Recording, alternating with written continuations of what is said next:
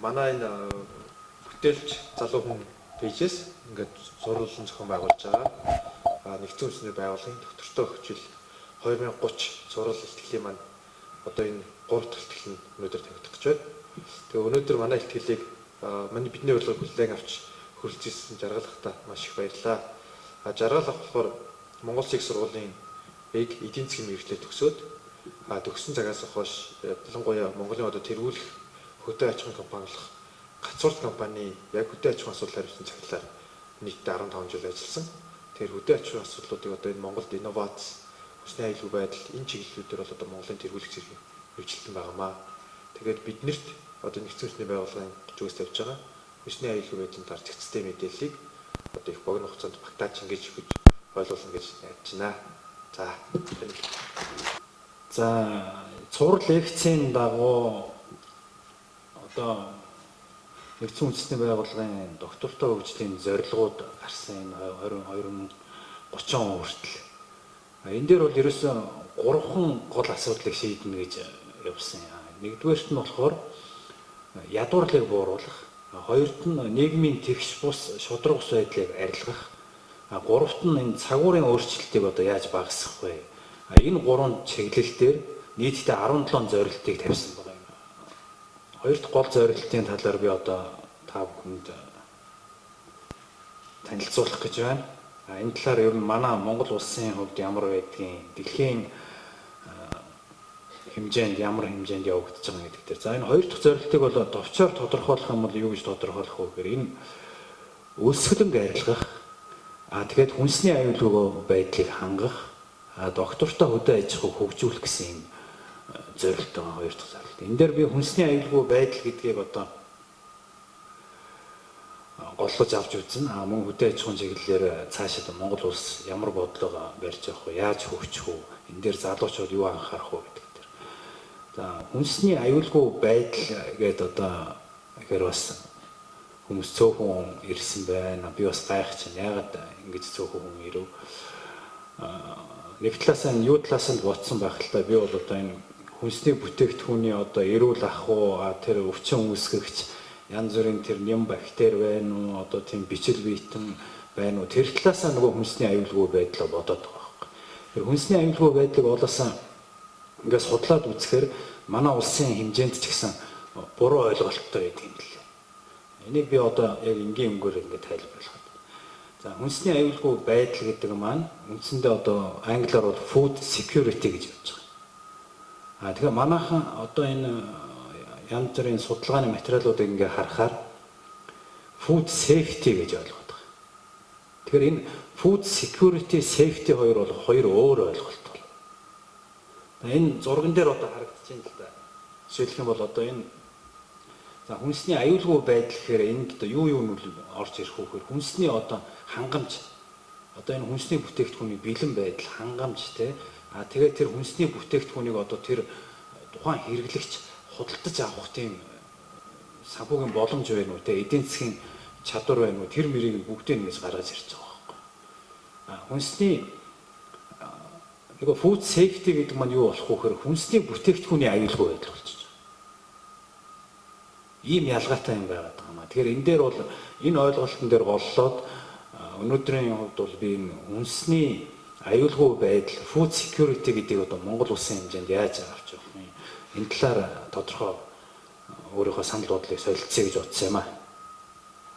За хүнсний аюулгүй байдлын хөтөлбөр үндэсний хөтөлбөр бол 2009 онд батлагдсан. За энэ хөтөлбөр дээр бол хүнсний аюулгүй байдал гэдэг юуг заасан байдг вэ гэхээр тухайн хүн ам одоо Монгол улсын хүн ам амьдралынхаа туршид эрүүл ахуйн баталгаатай хүнсийг нийгэм эдийн засгийн нөхцлөөс үл хамааран жигд доктортой хүртээмжтэй хэрэглэх ийм боломж бүрдсэн байхыг л хүнсний аюулгүй байдал гэж. Тэгэхээр өөрөөр хэлэх юм бол нийгэмч талаасаа эдийн засгийн талаасаа тэгээд эрүүл ахуйн баталгаатай хүнсийг л хэрэглэх ёстой. Энэ дээр бол одоо хүнсний аюулгүй байдал гэдэг маань ингээ гарч ирж байгаа маа гэдэг дээр. За энд бол одоо энэ хөтөлбөрийг анх боловсруулж байхдаа хот хөдөөгийн одоо хүмүүсийн хэрэглээний ялгаа гэдэг энэ бүх юм дээр судалгаа хийж гаргаж ирсэн юм байлаа. Энийг бол одоо дурдаад явах уу. За тэгээд би өнөөдөр энэ хүнсний аюулгүй байдал гэдгийг та бүхэнд одоо яг дөрвөн гол зүйлээр л тодорхойлж яг өгөх гээд байна л да. Энэ дээр бол за нэгдүгээрт нь тэр чанартай хоол хүнсний байнгын доктортой их усвэртэй байх ёстой аюулгүй байдал гэдэг бол. Өөрөөр хэлэх юм бол одоо бидний хэрэгжилж байгаа энэ хүнс чанартай тэгээд одоо бүх одоо хизээч худалдан авахд бэлэн байж байгаа шүү дээ. Энэ нэгдүгээр үзвэл. Хоёрт нь бол хүн амд хоол хүнс худалдан авах үйлдвэрлэх хангалттай нөөц байх ёстой. Өөрөөр хэлэх юм бол тэр хүнсний бүтээгдэхүүнийг тэр хүн өөрийнхөө нөгөө шаардлагатай хэмжээний хүнсний бүтээгдэхүүнийг худалдаж авч чадахгүй бол энэ бол хүнсний аюулгүй байдал хөндөгдөж байна ол гэсэн үг. За гуравт нь бол хүнсний бүтээгдэхүүн мэдээж тэжээллэг чанартай байх ёстой. За дөрөвт нь бол доктортой байх ёстой хүнсний бүтээгдэхүүн. Ийм дөрвөн үзүүлэлт байдгийн байна. За тэгэхээр за одоо та бүхэн мэдж байгаа зах зээлийн шилжилтийн үед 91 онд бид нэр хүнсний хомсдол үүссэн зөвхөн Оросын холбооны улсаас бүх одоо бүтээгдэхүүн хамааралтай. Тэгээ энэ шилжилтийн үеийн одоо хямралын үед карт гарч ирсэн. Картын бараагаар бараг картаар олгодог байсан. Би ч гэсэн тэр үед одоо шөнө 2 цагт сүүнд очирдоод өглөө 7 цагт авдаг л байсан. Тэгээд энэ үед одоо би энэ зургийг гаргаад юу харуулах гэдэг юм бэ гэхээр за энэ үед бол үнэхээр хүнд байсан. Дэлгүүрийн лангуу хоосон байсан. Энэ зурган дээр харагдаж байна. 2015 онд чинь дэлгүүрийн лангуу бараагаар дүүрэн байна. Тэгэхдээ энэ хоёр үеийн ялгаа одоо юун дээр харагдаж байна гэхээр тэр үед хүмүүс мөнгөтэй байсан юм байна. Тодорхой хэмжээний. Бараа байхгүй. Одоо өнөөдөр эсрэгээр яаж яах гэхээр бараа нь байж идэг. Нөгөө эдийн засгийн хямралаасаа болоод хүмүүсийн худалдан авах чадвар байхгүй болж байна. За энд бас жишээ болгож авсан байна. Би энд за энэ одоо карт тэр үед одоо хөдөлдөг байсан. 3 ам бүлтэй айлын одоо хүнсний бараа авах картыг ингээ харуулж байна. Энд одоо жишээ авахд одоо энд юу хийж штэ. Угаалгын нутагч байгаа, эдийн сан барааны савнч байна. Тэгээд гурил гэж жишээлх юм бол одоо энэ сарын хэрэглээ 3 ам бүлтэй нэг 15 ил гурил. За тэгээд нэг 100 г цэцгий 1.8 ил цагаан будаа ингэж авдаг байсан. За энэ дахиад 8 ам бүлтэй айлын одоо картыг бас олж авч оруулсан энд харагдаж байна цаана. Хамгийн сонирхолтой наан нь одоо энэ талхны толоо. 93 оны 3 сар тэгээ энэ толоон дээр ингээд ширхгээр бичсэн. Талхыг толооноор олгодог байсан. Ийм үе байсан. За хүнсний аюулгүй байдал гэдгийг түрүүн би хэлсэн шүү дээ. Одоо тэр өвчин үүсгэж янз бүрийн бактери талаас нь авч үлцэх болёо. Хамгийн гол юм хүнсний аюулгүй байдал гэдэг маань улс орны хэмжээний ийм бодлогын чанартай яригдах ёстой асуудал байдаг. Энэ бүр хүнсний аюулгүй байдлын зөвлөлж гэж хүртэл байх ёстой гэдэг хүнсний тухай хууль заасан байна. Хүнсний аюулгүй байдалд ер нь нэлээд хураангуулж гаргаж ирсэн. Эдийн засгийн өсөлт нэгдүгээрт нь нөлөөлнө. Хоёрт нь улс төрийн доктортой байдал. Гайхаж магадгүй яагаад улс төрийн доктортой байдлын хүнсний аюулгүй байдал нөлөөлдөг энийг тайлбарлаж байна. Гуравт нь мэдээж байгаль цагуурын өөрчлөлт. За энэ жилийн жишээ авахд одоо энэ жилийн одоо зуны хугацаанд хур бороо муу байсан, тийм гангийн байдалтай байсан. Энээс хамаарат манай Монгол улсын хэмжээнд ургацынхаа одоо нийт ургацынхаа 70-80%-ийг алдсан. Одоо Оросын холбооны улсаас ингээ улаан будаа авах гэдэг 200-300 мянган тонн улаан будаа авна гэдэг ингээ яригдж байна. Тэгэхээр энэ байгаль цагуурын өөрчлөлт гэдэг бол ингэж нөлөөлж байгаа юм. Дараа нь хамгийн гол юм нь болохоор хүнсний аюулгүй байдлыг сайжруулахад хамгийн чухал юм юу гэдэг вэ? Хөдөө аж ахуйн бүтээмжийг дээшлүүлэх ийм бодлого явах хэрэгтэй. Тусдаа бодлого явах хэрэгтэй. ийм дөрвөн хүчин зүйлээс хүнсний аюулгүй байдал бол хамаарна гэж одоо хэлж байна. Тэгээд ер нь ингээд судлаад үзсэн л дээ. За энэ Монгол улсын хэмжээнд хүнсний аюулгүй байдал одоо ямар хэмжээнд байдгийг бусад орнуудтай харьцуулахад ямар байдгийг ингээд за хөгжиж байгаа орнуудын хувьд бол хүн амын өсөлт болон орлогын өсөлт нь одоо дэлхийн энэ хүнсний хэрэгцээг нэмэгдүүлээд байгаа. Жишээлбэл би нэг жишээ авъя л да. Хятадын дундаж давхаргын өсөлт.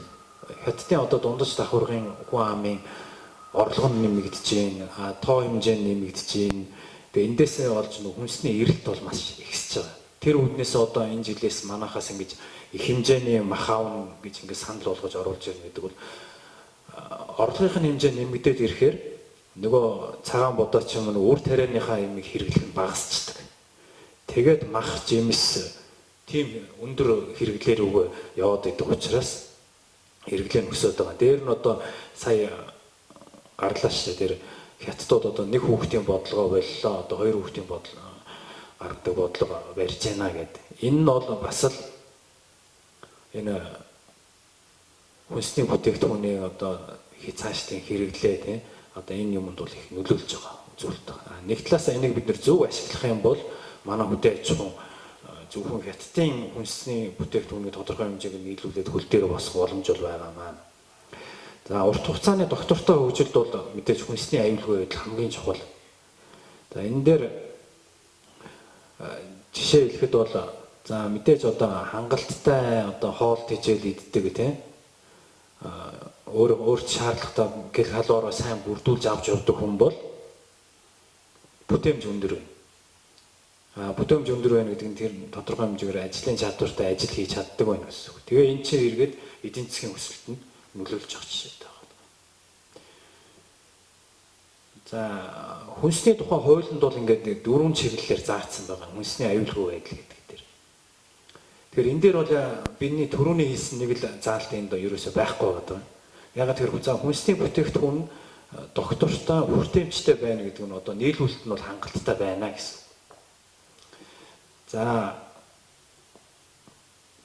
яг энэ хүнсний аюулгүй байдлыг ярихаар одоо дэлхийн хэмжээнд ингээд аваад үзэх юм бол нийтдээ 2050 он гэхэд дэлхийн нийт хүн ам нь 9 тэрбум өрнэ. Тэгэхээр энэ 9 тэрбум хүний хоолны хэрэгцээг хангахын тулд биднэрт энэ газар тариалангийн хөдөө аж ахуйн үйлдвэрлэл хүнсний үйлдвэрлэлийг 60% өсгөх ёстой гэж тооцоо гарч байна.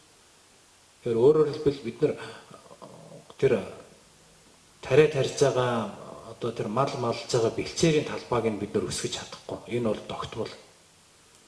Ганцхан бидний чадах юм бол хөдөө аж ахуйн бүтээмжийг яаж нэмэгдүүлэх вэ? Гаагаас авах ургацыг яаж нэмэгдүүлэх вэ гэдэг л ийм л асуудал энэ дээр яригдж байгаа. Тэгээд ер нь хөдөө аж ахуйн салбарын одоо энэ ажлыг Америкийн анхны ерөнхийлөгч Жорж Вашингтон их зөв тодорхойлж гаргаж ирсэн байдаг. Энэ юу гэж тодорхойлсон байдг вэ гэхээр хөдөө аж ахуй бол хүний хамгийн эрүүл, хамгийн ашигтай, хамгийн нэр хүндтэй ажил эрхлэлт юм аа гэдэг ингээд тодорхойлсон байдаг. За манайх одоо ингээд нүүдлийн мал аж ахуй маань цаашид одоо яаж явах вэ? Тэгээ бодохоор хоёр л зам харагдаад байгаа. Нэгдүгээрт нь энэ хариуцлагагүй уул уурхаагаар яваад байгаль дэлхийгээс хөвтгээд ийм нэг зам байна. Хоёр дахь зам нь бол доктортой хөдөө аж ахуйг одоо зөв технологийн дагуу хөгжүүлж чадах юм бол бид нар байгаль дэлхийгээ чинь нэг талаасаа хамгаална, нөгөө талаасаа хүн амынхаа хүнсний хэрэгцээг хангах юм болцоотой. Манай хөдөө аж ахуйн салбар бол одоо дотоодын нийт бүтээгдэхүүний 20 гаруй хувийг эзэлдэг.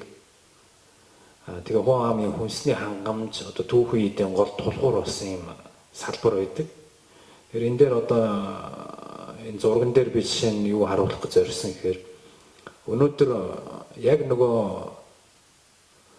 нүүдлийн мал аж ахуйгаараа бид нэр ингээ явж чадах юм бол одоо ингээ бүх юм нь одоо өвөр малаараа хийдэг, хадлангаач гэсэн ингээд өвөр малаараа хийж байгаа юм байдал. Сүүлийн үед ямар хандлага харагдсан гэхээр ерөөсөө энэ гэрийнхэн гадаа морио сойхоо болоод ингээд мотоцикл сойд болцсон. Тэгээ энэ портроор мал хариулдаг, мотоциклоор мал хариулдаг ийм систем рүү нэвтрээд байна л да. Тэгэхээр энэ дээр бол одоо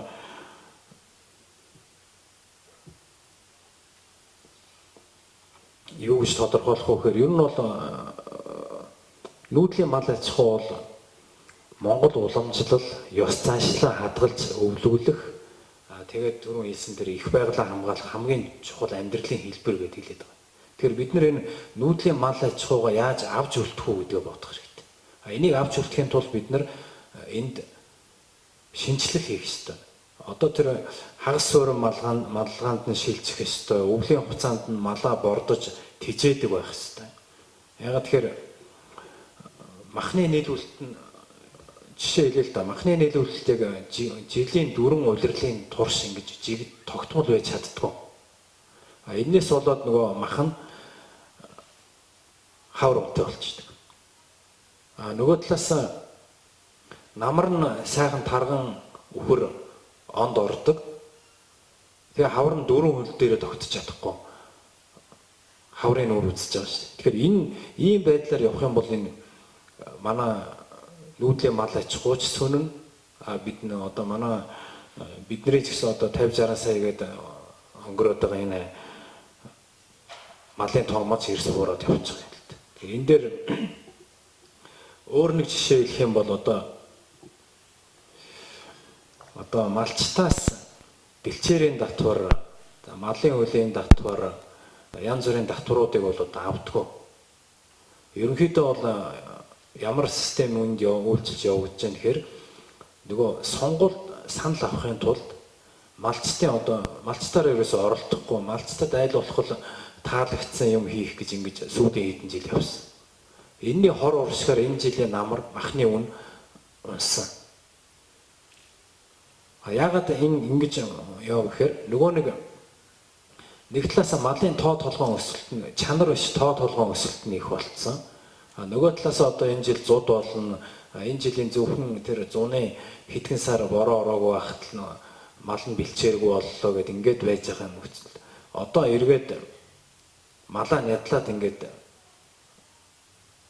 багсгаад ирэхээр нэг том аюул нь юу гарч ирэх вэ гэхээр хавар нь эргээд махны үн өсчдөг. Яг тэгэхээр манайх ч одоо манай нийт малын 60 гаруй хувь нь 200 хүрэхгүй тийм толгой малтай айлуудад байдаг байхгүй. Ерөөсөө ингээд өдөөгөр ингээд явах. Ер нь их л малтай юм бэ нөгөө тоологддог мөртлөө.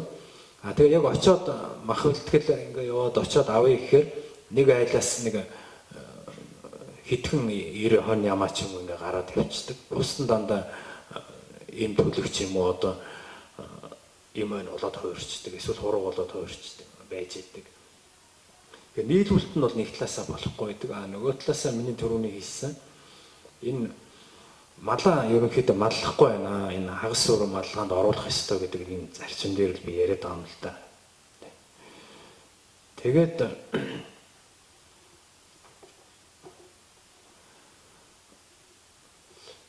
хөдөө аж ахуйг ер нь хөгжүүлэхийн тулд залуучууд бидэнд бол хийх ажил их байгаа. За энэ бололцоог нь бол одоо миний бодлоор бол төр сайн хангаж өгөөд одоо гаргаж ирэх цаг нь болсон гэж боддгийн. Эрсдлийг нь тодорхой хэмжээгээр төр даах ёстой. Мөн түүнчлээ одоо татварын болон бусад хөнгөлтүүдийг үзүүлэх хэрэгтэй. Тэр сумын дэд үтэц хүүхдийн сурч боловсрох сургууль цэцэрлэг одоо эмнэлгийг нь одоо хангаж өгөх хэрэгтэй. Ингэж чадах юм бол Монголын хөдөө аж ахуй ямар ч байсан хөл дээр цааш босч ингэж явах боломжтой юм аа л гэж би хэлэх гээд. За түрүүн би хэлсэн техникийн шинжилэл чухал юм аа гэдээ ярьж байсан. Ер нь бол хөдөө аж ахуйн салбарыг бол бүсчилсэн ийм бодлогоор хөгжүүлээ, эрчимжүүлээ гэж ярьдаг. Тэгэхдээ энэ дээр бол яг технологийн шинжилгээ гэдэг маань хамгийн гол юм болж байгаа юм аа. Жишээлбэл одоо овс завхан гэдэг өндөр уулын бүсд улаан буудаа эрсдэлтэй учраас богино хугацаанд боловсрдог арва, овёс, тэжээлийн ургамал зэргийг бол одоо тариалж болно. Мөн одоо хинтээ дорнодыг ч гэсэн одоо махны чиглэлийн хөр хөгжүүлэх бүс нутаг гэр ингээд янз бүрээр хөгжүүлэх болцоо бол асар их байгаамаа.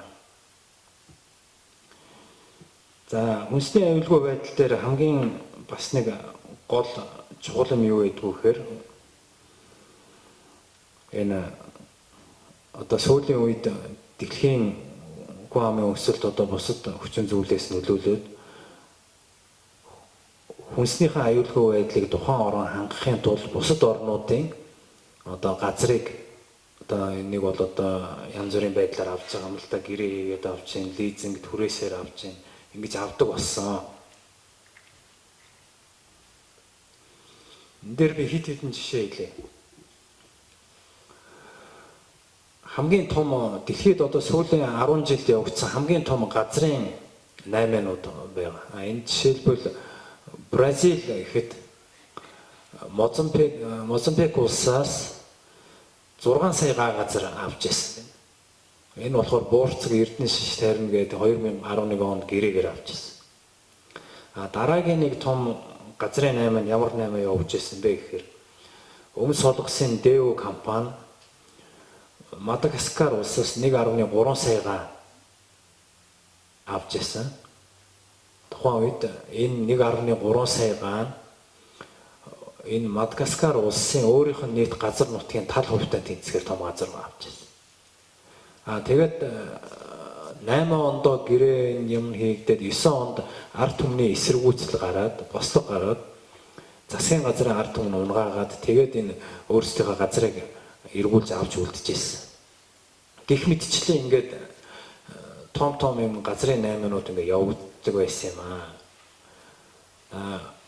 Жишээлбэл одоо энд Хятад улс гэхэд Филиппин 1.2 сая газар бас түрүүний хууль бусаар гаргах гэж байгаа 2007 онд цуцдуулж ирсэн нэг ийм иймэрхүү жишээнүүд олон байна л да. Тэгэхээр энэ жишээн дээр би юу хэлэх гээд байна гэхээр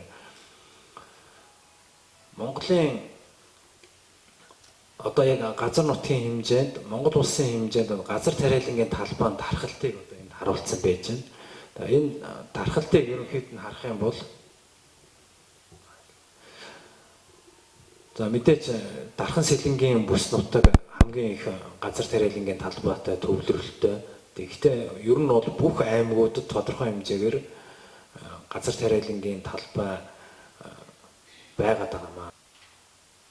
Одоо Дорнод аймгийн Халахгол сум дээр одоо жишээ авъя л да. Тэгэхэд Халахгол сумын одоо бүх бэлчээрийн даац газар тариалангийн үйлдвэрлэлийн судлаад үзэхэд Халахгол суманд ангаараа 500 мянган үхэр багтах нутаг байхгүй. Бид нэр тэнд 500 мянган үхэр үржүүлж болно. Тийм нутгийг одоо чөлөө төс нэрийн доор ингэж өгнө гэдэг бол яагаад байж болохгүй юм байгаад байгаа. Хамгийн гол нь энийг өөр аргаар бол хөгжүүлж болно.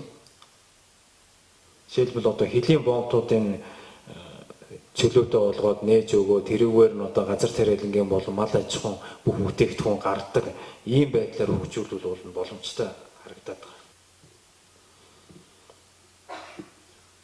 За төгсгөлд нь хэлэхэд бол ер нь залуучуудаа юу гэж уриалмаар байна гэхээр одоо хөдөөнөөс хот руу тэмүүлэх биш. Хотоос хөдөө нутг руугаа тэмүүлээч.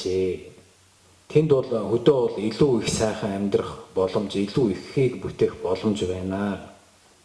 Бид нар өнөөдөр хотод бохироод үргэж энд байж ахаар хөдөө нутагтаа эзэн байж, тариа ногоо жимсээ тарьж, малаа маллаж, үр шимийг нь хүртэх ёстой. Ийм эрх биднэрт байгаа. Тэгээд хөдөө аж ахуйн салбар бол залуучууд бид л одоо хүчээ сорих тийм салбар. Би бол тэгж боддог. Нэг жишээ хэлээ л да. Канадын Ванкуверт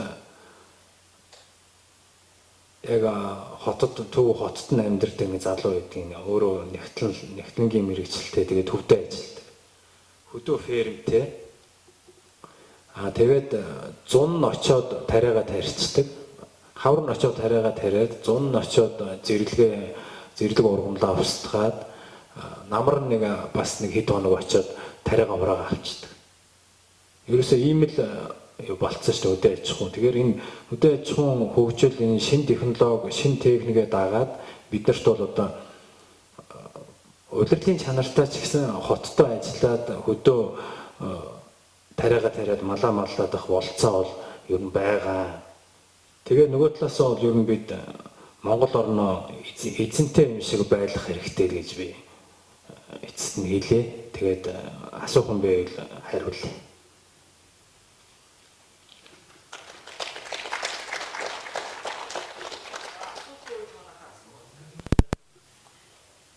Байхгүй юм шиг байна.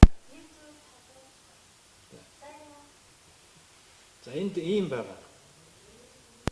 Одоо энэ гэрээ хийгдсэн гэсэн нь бол бүгд одоо тодорхой хэмжээгээр худалдагдсан. Түрээсийн гэрээ хийгдсэн ингээд бич. За энтхийн компанид 300 мянган газар түрээсийн гэрээ хийгдсэн гэдэг. Энэ бол мэдээж түрээслэгдэж явж байгаа. Ер нь бол устд нь бол худалдагддаг ийм 8 болцсон юм аа. Газрын 8 болоод хуурчихсан. Тэгэхээр энэ дээр л одоо бид нэр хатуу анхаарах хэрэгтэй. Бид энэ цаагаараа яаж ямар 8 явагдаж байгааг бол бид мэдэхгүй шүү дээ. Тэр олон улсын жишгт бол ийм байдаг юм байна. Энэ бол бүр батлагдсан. Тэр байтугай тэр Мадагаскарын бол жишээ хэлж ш тэр ард түмний эсэргүүцэл гаргаад засгийн газраа гишүүдийг бүгдийг гудамжинд гаргаа хөөгөө явуулсан. Ийм жишээнүүд бол байгаа. За зөв асуулт байна. Энэ дээр бол социализмын үед 1 сая гад тарилт хийдэг байсан. Тэгээ одоо ерөнхийдөө цагуурын өөрчлөлт, одоо дэлхийн дулаарлал гэдэг янз бүрийн хүчин зүйлийн нөлөөгөөр буурч байгаа, буурах магадaltaй гэсэн юм гэж байгаа. Энэ жилийн хувьд бол гам болсон. Эцэндээ сүүлийн 10 жил болоогүй гам болсон. Энэний нөлөөгөөр бол бас хүмүүс ч гэсэн бодож байгаа. Энэ юу н газар тариалангийн үйлдвэрлэл цаашаа Монголд явахгүй юм шиг байна. Ялангуяа уучлаагүй бол бүр хэцүү болчлоо гэсэн юм ойлголт байна. Энэ дээр ер нь бол яг ашиглах боломжтой талбаануудаа тэгээд нэг жишээ хэлээ л да энэ дээр. За энэ жил бол халахгүй л Зүүн аймагуд их сайн авсан. Баруун аймагуд ч гэсэн наагур Булган Архангай хавар бол нэлээд ургац сайн байсан. Төвийн бүсээр алдсан. Ер нь ингээ ээлжлээд ингээ циклээр явж идэг. Тэгэхдээ өнөөдрийн технологийн хөгжил биш үү? Энэ технологийн хөгжлийг бид нэр дагах юм бол энэ асуудлыг шийддэг болсон. Туслын услахааны систем гэдэг Израилийн услахааны систем байж байна. Тэгээд өөр бус янз бүрийн услахааны аргууд байж байна. Хөрсөндөө тэр чийг хадгалах технологиуд байж байна. Газраа хөндөдгөө технологиуд байж байна. Энэ бүгдийг бид нэр хослуулж чадах юм бол Монголд бол хаанч тариа ургана. Яг нь бисээ завхан яваад ирсэн завхны тес баян тес асахт тэлмэн гээд сундаар явж судалгаа хийгээд ирсэн. Тэнд бол газар тариалан одоо тэнд өндөр уулын бүсэд юм ургахгүй гэдэг бүгд ер нь хаягдсан байгаа. Яг судалгаан дээр тулгуурлаад ингээ харахад богино болцтой. Жишээлбэл одоо төвийн бүсэд нэг 100 хоногтой улаан буудаа тарьдаг бол тэнд нэг 70-80 хоногтой улаан буудаа тарих болцоотой. Тийм улаан буудааг нь уулаасаа Канада, Америкууд гаргаад авцсан юм байна. Тэгэхээр технологийн хөгжлийг дагаад бид нар технологийн дэвшлийг дагаад Монгол улсын хаач хөдөө аж ахуй газар тариалан эрхлэх болцоотой гэж бодож байна. Өөрчлөхийн тулд өндөр төрөөс ямар одоо бодлогын тал дээр бол миний түрүүний хэлжсэн хагас эрчимжүүлнэ гэдгийг л маш урд шийдэх ёстой. Тэгээ малынх нь үйлдвэрийг сайжруулахад тодорхой хэмжээгээр үйлдвэр сайжирч ийс тэр чинь тэжээлд орох ёстой. Үйлдвэр сайжруулах хэрэгтэй, хагас эрчимжүүлэх хэрэгтэй, малын тэжээлийн тарьж ургуулдаг байх хэрэгтэй. Тэрийг улс худалдаж аваад малчтад одоо зардаг одоо тийм улсын нөөцтүүд одоо ганцхан байдаг юм нь өвсөл байдаг шүү дээ. Хатсан өвсөл байдаг. Өөр яг шин тэжээлтэй тэр тэжээлүүд одоо ингээ малын тэжээл тарьж байгаа тариалангийн бүсээс бол маш олон төрлийн тэжээл гарч байгаа шүү дээ. Тэр царгас тарьж болж байна. 10 овёс гэж зөндөө юм уу тариалж болж байгаа байхгүй. Энэ бүгдийг л одоо нэвтрүүлэх хэрэгтэй л гэж би бодоод байна. Тэрнээс яг мал энэ махны үн бол маш хүнд асуудал. Одоо эн чинь ингээд экспорт нь гаргана гэдэг одоо экспортын мах үлтгэл эхлээгүй байна. Ягаад тэгэхээр дулаан байна гэдэг байж байна. Одоо нэг хэд хоногоос эхэлж байгаа байлгүй. Тэгээ нөгөө болсон болоогүй баахан мал нь ядална. Тэгээ тэрийгэ дулааны аргаар боловсруулна гэдэг үндсэндээ шулаад бүгдийн шулаад одоо юу вэ тодорхой хэмжээнд бактерийн устгаад ариутгал өндөр температурт ариутгал тэгэл гаргана гэсэн үг. Тэгээ энэ биднэрт ямар хорн хөнөөлтөө байдгүй гэхээр хавар нь махны үн өсгөждөг. Ерөөсөө манай махны нийлүүлэлт бол одоо тэр үдээ аж ахуйн яамныхны би өөрөө үдээ аж ахуйн яамд байсан. Тооцоолж байгаа шиг биш байхгүй. Яг тэгэхээр манайх бол жилд нэг 10 сая мал нядлах тийм болцоод ерөөсөө 10 саяд гардаг юм. Энэс дээшээ бол байхгүй. Төрөөс мал аж ахуйн талаар баримтлах бодлого гэдэг юм гарсан. Тэр нь одоо энэ 20 он хүртэл үргэлжилж байгаа. Тэр гэхдээ юутайгаа уялдаагүй вэ гэхээр нөгөө төрөөс хөдөө аж ахуйн талаар баримтлах, газар тариалангийн талаар баримтлах бодлоготойгоо уялдаагүй. Нөгөө бодлогууд нь бусд нь байхгүй. Одоо эн чинь одоо хоноор ярих юм бол дөрвөн хөлтөө энэ дөрвөн бодлого байлаа гэхэд дөрвөн хөлтөө байх ёстой шүү дээ. Тэгэхэд одоо ганцхан хөлтөө байна гэсэн. Нэг бодлого нь нөгөө гурав нь байхгүй. Тэр үеийн газар тариалангийн бүр ялангуяа төрөөс хөдөө аж ахуйн талаар баримтлах бодлого бол одоо хүртэл батлагдаагүй байна. Одоо хүртэл батлагдаагүй. Тэгээ нөгөө төлтөйгөө уялдахгүй болохоор тэр малын тэжээлийг хаанаас авах вэ? За тэр үеийн одоо хужир шүүгүү газараа одоо малчид өөрсдөө хамгийн хүндрэлтэй юм чинь тэр байгаа ш. Хужир шүүгүү газар нь тэр хужир шүүгийг яаж бэлдэж өгөх вэ? Хүмүүс тэр бүтээгдэхүүнийг худалдаж авч чаддаг байх ёстой. Энэ бол хүнсний аюулгүй байдал шүү гэдэг юм л да. Тэрнээс мэдээж баталгаатай үгүйгийн тэр хүнсний тухай хуулиараа шалгачиж байгаа мэргэжлийн хяналт аудит чинь бүгд буун шалгалтчтэй бүгдээрээ л ер нь хөдөө аж ахуйн үйлдвэрлэлийг манайх дотооддоо эрчимтэй хөгжүүлж чадах юм бол бид нар бол эндээс аврагдана. Гарц нь бол миний хувьд бол гарцтай юм байна. Тэгэхдээ нийт хэрэгжилж байгаа одоо манай нөгөө хэрэглээний нөгөө сагсанд байгаа нийт бүтээгдэхүүн ч одоо нэг 350-аад бүтээгдэхүүн байдаг гэдэг лээ. Тэр одоо энэ сагсныхаа бүтээгдэхүүнийг шинжилнэ гэдэг байгаа мэдэхгүй. Тэрнээс чи ерөөсөө бараг 40-50% гаднаас орж ирж байгаа шүү дээ.